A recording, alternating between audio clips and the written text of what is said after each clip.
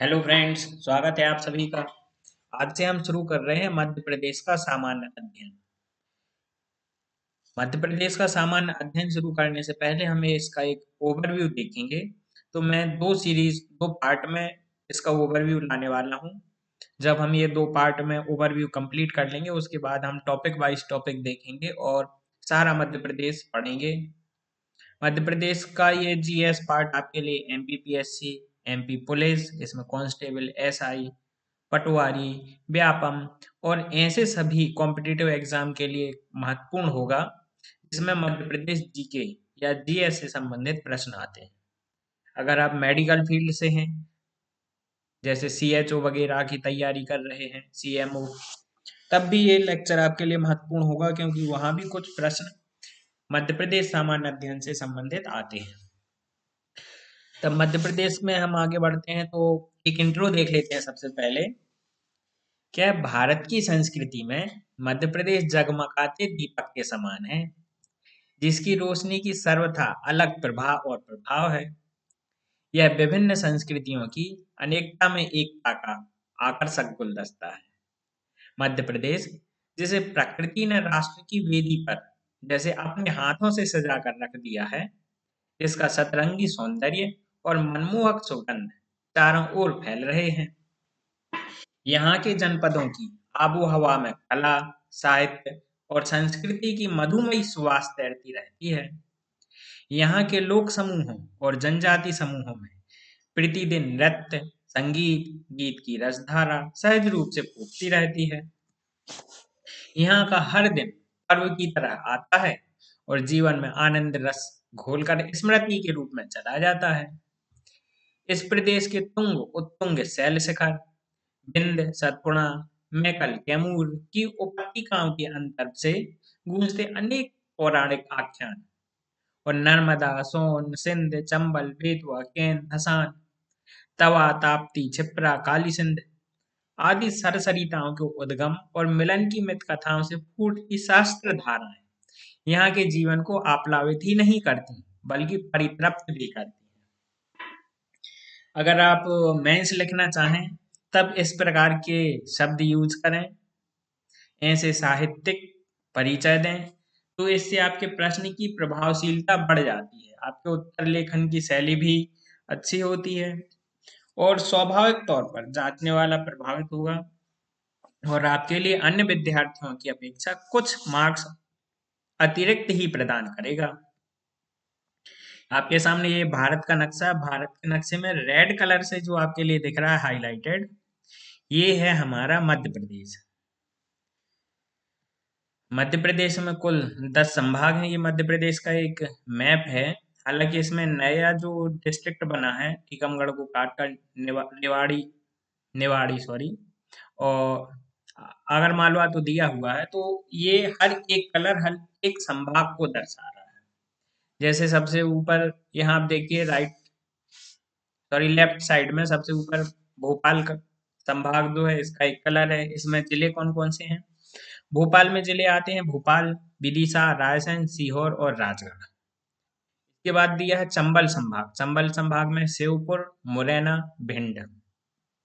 ग्वालियर संभाग, इसमें ग्वालियर, दतिया, शिवपुरी, गुना, अशोकनगर। इंदौर संभाग, इंदौर संभाग में आते हैं इंदौर, धार, झाबुआ, अलीराजपुर, बड़वानी, खरगोन, खंडवा, बुरहानपुर।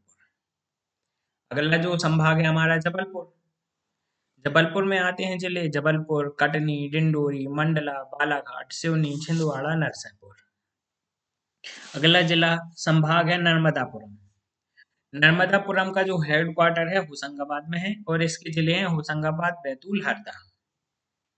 रीवा संभाग में आते हैं रीवा, सतना, सीधी, सिंगरौली।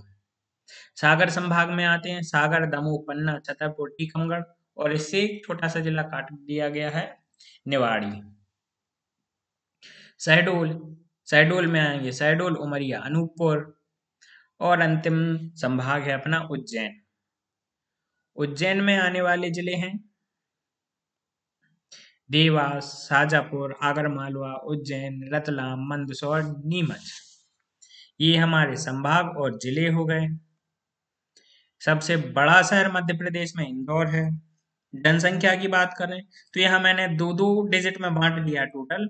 इसे आप ऐसे याद करेंगे 72 62 68 09। एक मोबाइल नंबर के जैसे याद कर लेंगे तो जनसंख्या आपको याद हो जाएगी। 72 62 68 09। जनसंख्या घनत्व है 236 व्यक्ति प्रति वर्ग किलोमीटर। क्षेत्रफल है 308 252 वर्ग किलोमीटर। इसे तीन तीन डिजिट में मैंने बांट दिया है। आप याद कर सकते हैं 308 252 वर्ग किलोमीटर। जिलों की संख्या 52। इसका गठन हुआ था 1 नवंबर 1956 को। मध्य प्रदेश भारत का एक राज्य है। इसकी राजधानी भोपाल है। मध्य प्रदेश 1 नवंबर 2000 तक, फिर से याद करना, 1 नवंबर 2000 इस डेट तक क्षेत्रफल के आधार पर भारत का सबसे बड़ा राज्य था। फिर इसके बाद ऐसा क्या हुआ कि ये सबसे बड़ा नहीं रहा, तो इसी दिन मतलब 1 नवंबर 2000 को मध्य प्रदेश के 16 जिले अलग करके एक नया राज्य बनाया गया। इस नए राज्य का नाम था छत्तीसगढ़।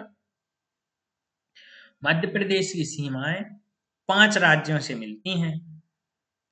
ये 5 राज्य हैं। इसके उत्तर में है उत्तर प्रदेश, पूर्व में है छत्तीसगढ़, दक्षिण में महाराष्ट्र, पश्चिम में गुजरात और उत्तर पश्चिम में राजस्थान।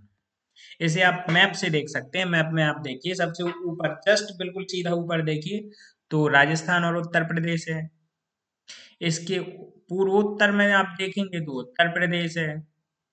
पूर्व में देखेंगे तब छत्तीसगढ़, और नीचे पूरब और दक्षिण, दक्षिण पूर्व में देखेंगे तब भी छत्तीसगढ़ है।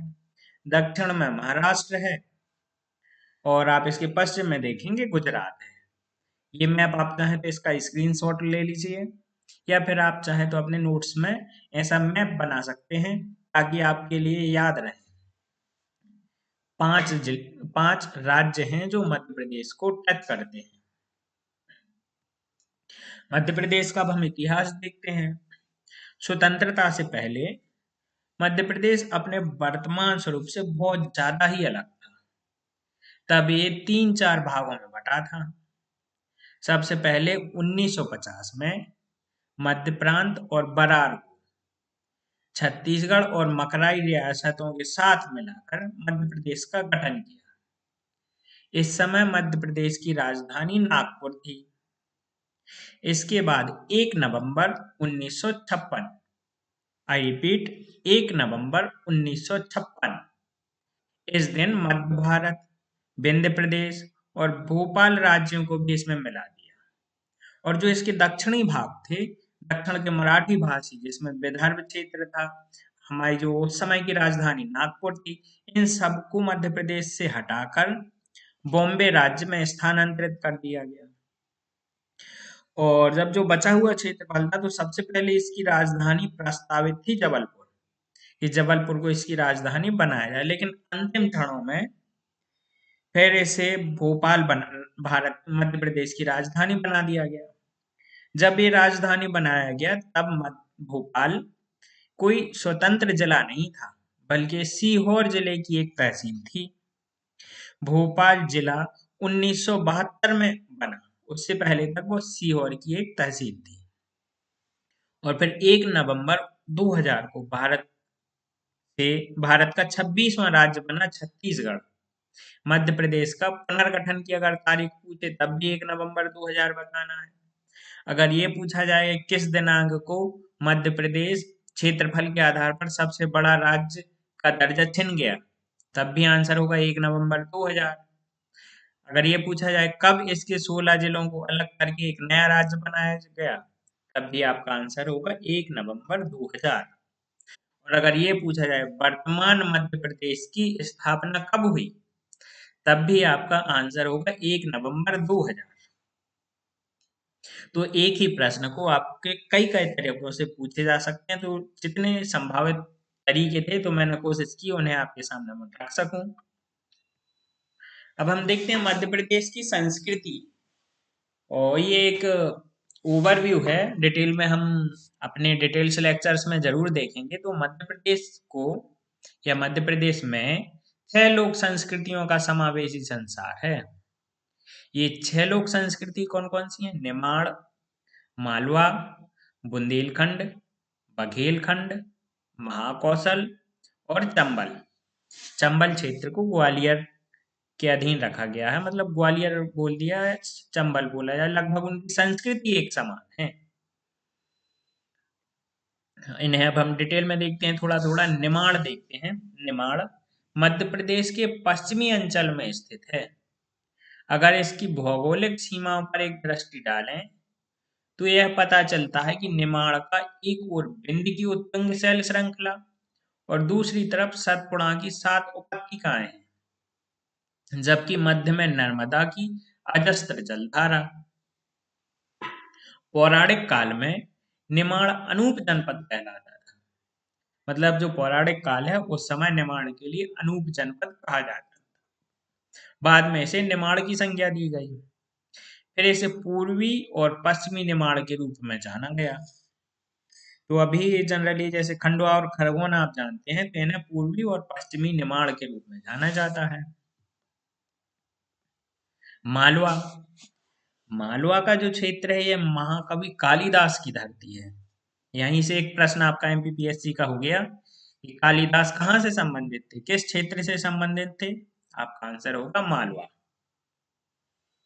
यहाँ की धरती हरी भरी धन धान्य से भरपूर है। यहाँ के लोगों ने कभी भी अकाल को नहीं देखा। मतलब मालवा की मिट्टी इतनी उपजाऊ है कि यहाँ के लोगों को कभी अकाल नहीं देखना पड़ा। विंध्याचल के पठार पर प्रसरित मालवा की भूमि सस्य श्यामला, सुंदर और उर्वर तो है ही, यहाँ की धरती पश्चिम भारत की सबसे अधिक स्वर्णमयी और गौरवमयी भूमि रही है। बुंदेलखंड देखते हैं। यह प्रचलित अवधारणा के अनुसार वह क्षेत्र जो उत्तर में यमुना, दक्षिण में विंध्य प्लेटों की श्रेणियों, उत्तर पश्चिम में चंबल और दक्षिण पूर्व में पन्ना, आजमगढ़ श्रेणियों से घिरा हुआ है, बुंदेलखंड के नाम से जाना जाता है।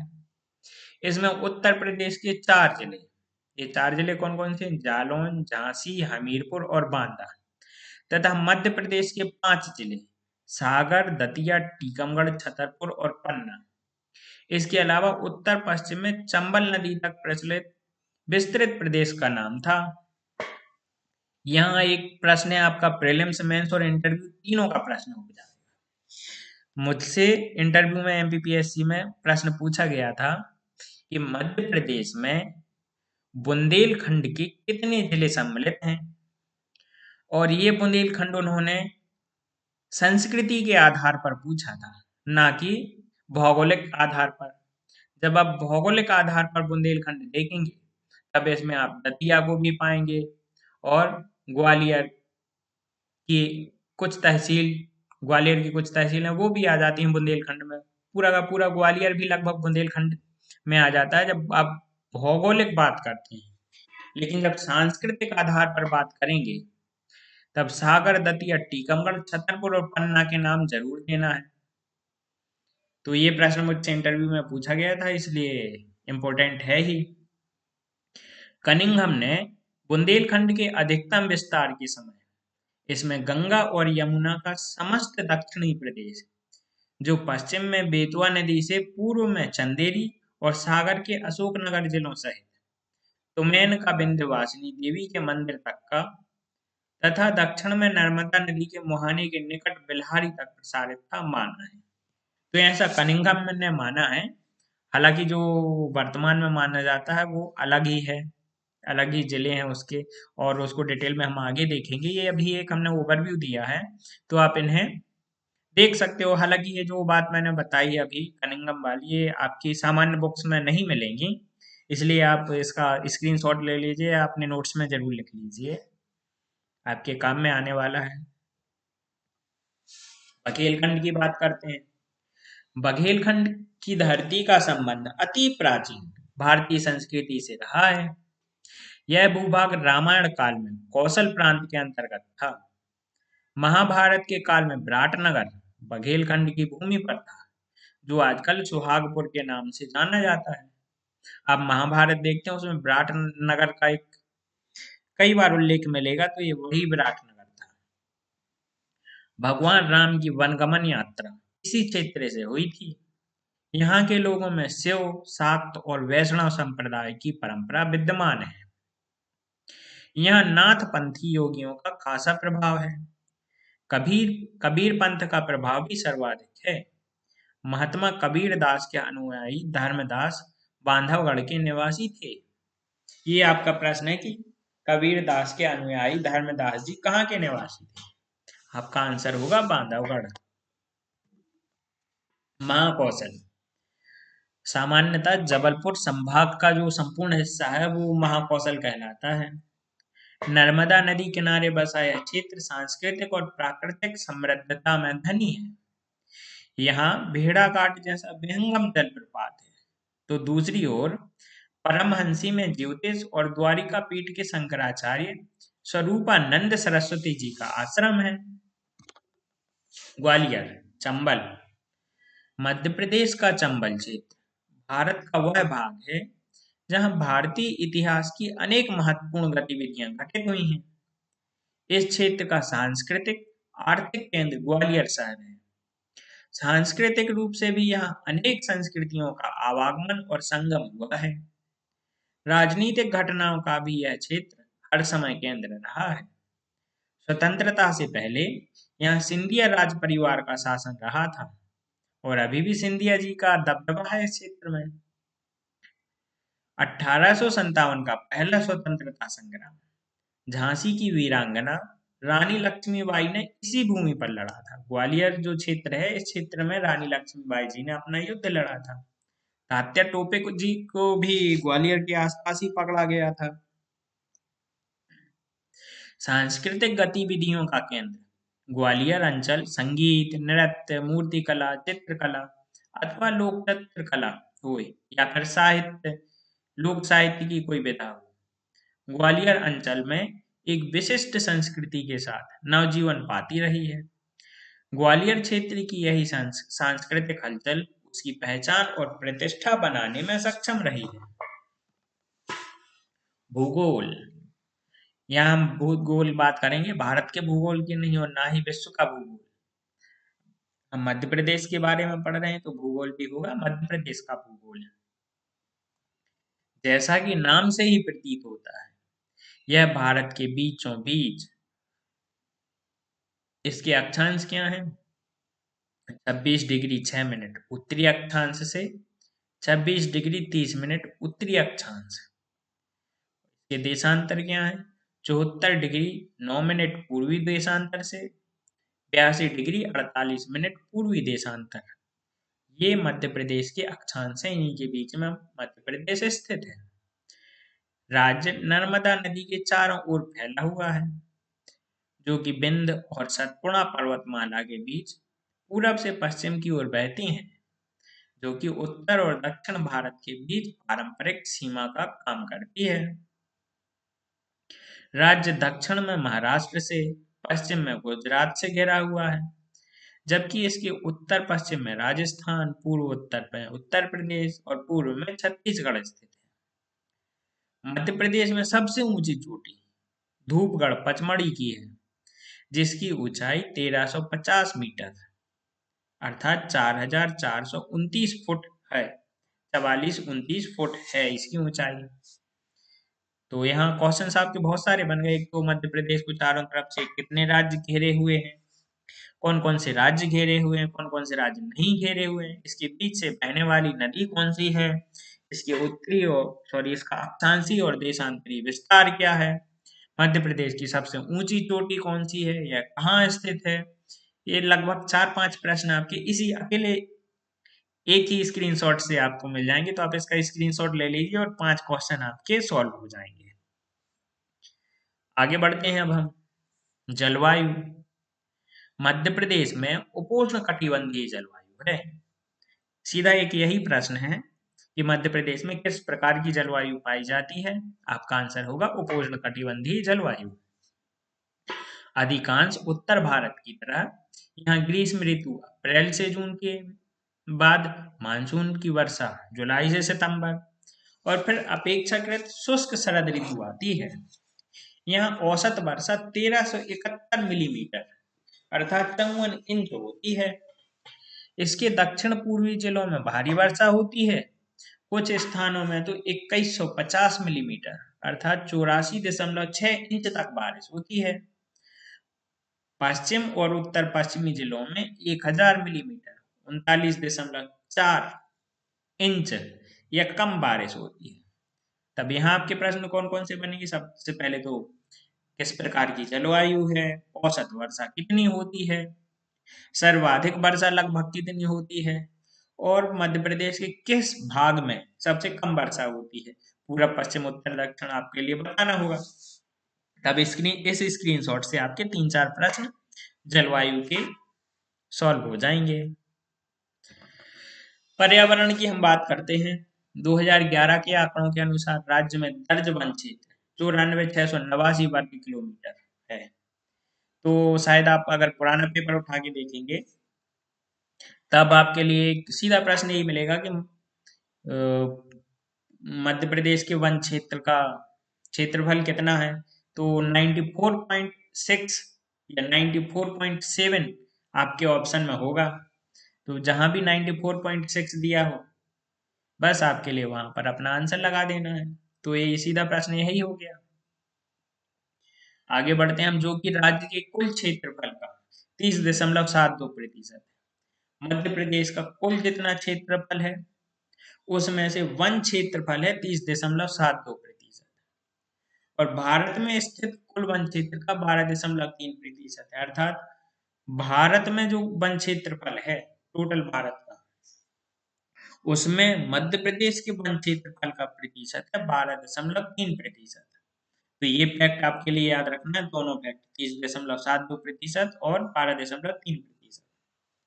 मध्य प्रदेश सरकार ने इन क्षेत्र को आरक्षित वन, संरक्षित वन और उपलब्ध वन या फिर इसे बोल सकते हैं अनारक्षित वन में वर्गीकृत किया है। साथ ही इसे निजी वन भी बोला गया है कहीं कहीं। वन राज्य के उत्तरी और पश्चिमी भागों में कम घना है जहां राज्य के प्रमुख शहर हैं। तो सीधा प्रश्न यही बनता है कि मध्य प्रदेश सरकार ने वन क्षेत्रों को कितने भागों में बांटा है। तो 3 भागों में वर्गीकरण है। सबसे ज्यादा किस प्रकार के वन पाए जाते हैं? तो इसमें 65.3% आरक्षित वन है।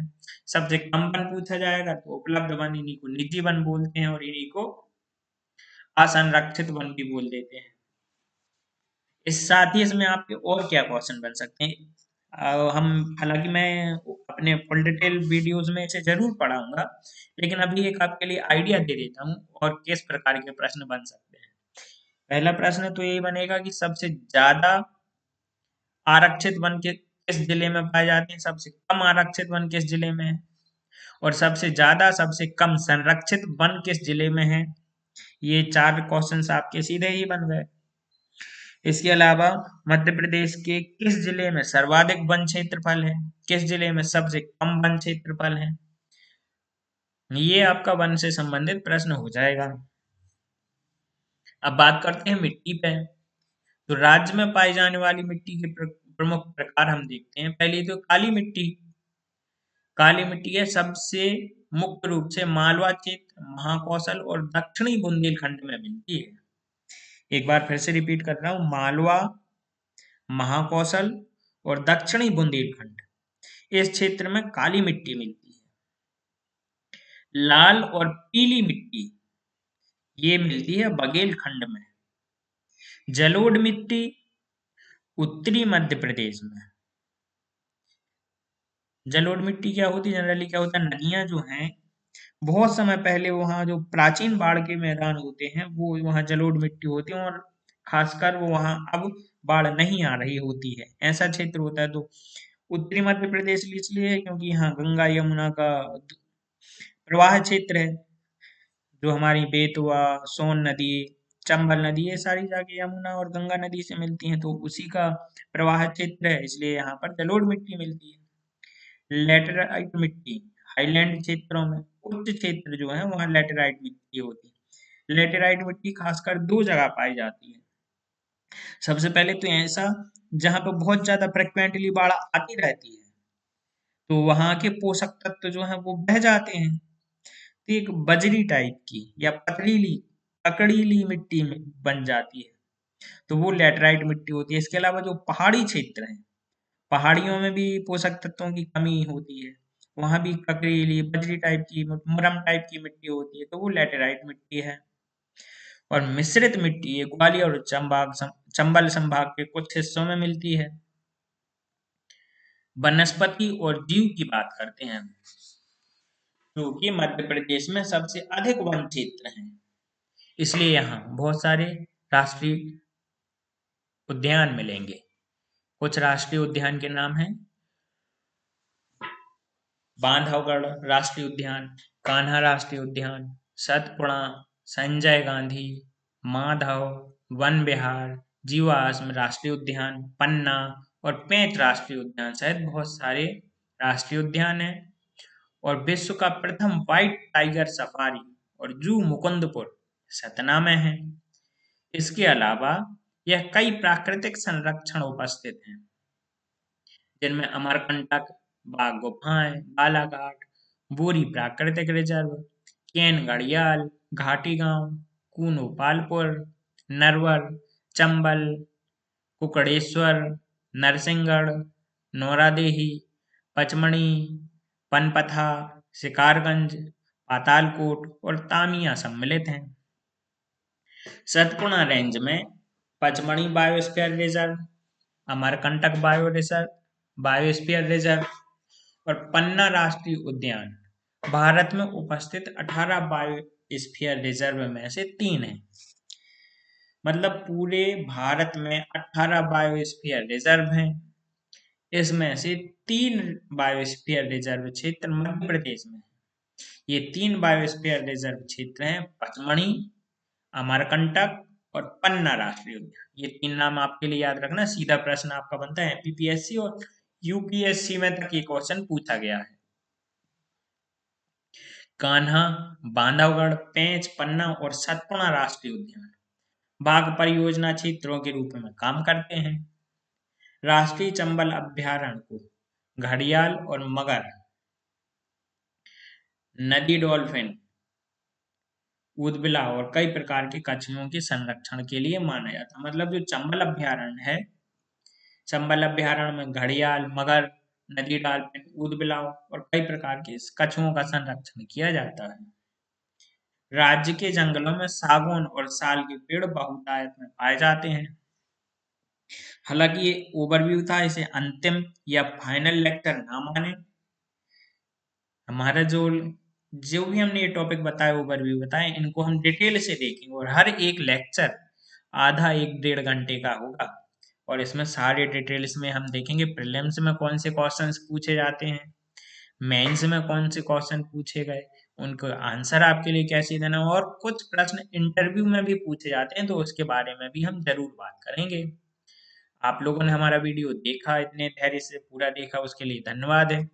और इसका ओवरव्यू हम सेकंड पार्ट भी जल्द ही लाएंगे। आप हमारे यूट्यूब ग्रुप से बने जुड़े रहिए। अगर आप हमसे जुड़ना चाहें तो टेलीग्राम लिंक है नीचे दी हुई है। टेलीग्राम यूजीसी नेट के जो बच्चे हैं उनके लिए अलग ग्रुप है, जो UPSC, MPPSC, state PSC, Vyapam, SI और भी अन्य किसी भी एग्जाम से जुड़े हुए हैं, वो हमारे कॉम्पिटिटिव एग्जाम के ग्रुप में जुड़ सकते हैं। और इसकी लिंक जो है हमने नीचे डिस्क्रिप्शन बॉक्स में भी दी हुई है। तो अगर आप किसी भी प्रकार की क्वेरी करना चाहें, आपके कोई सुझाव हो, तो आप हमें टेलीग्राम पर या नीचे कमेंट बॉक्स में दे सकते हैं।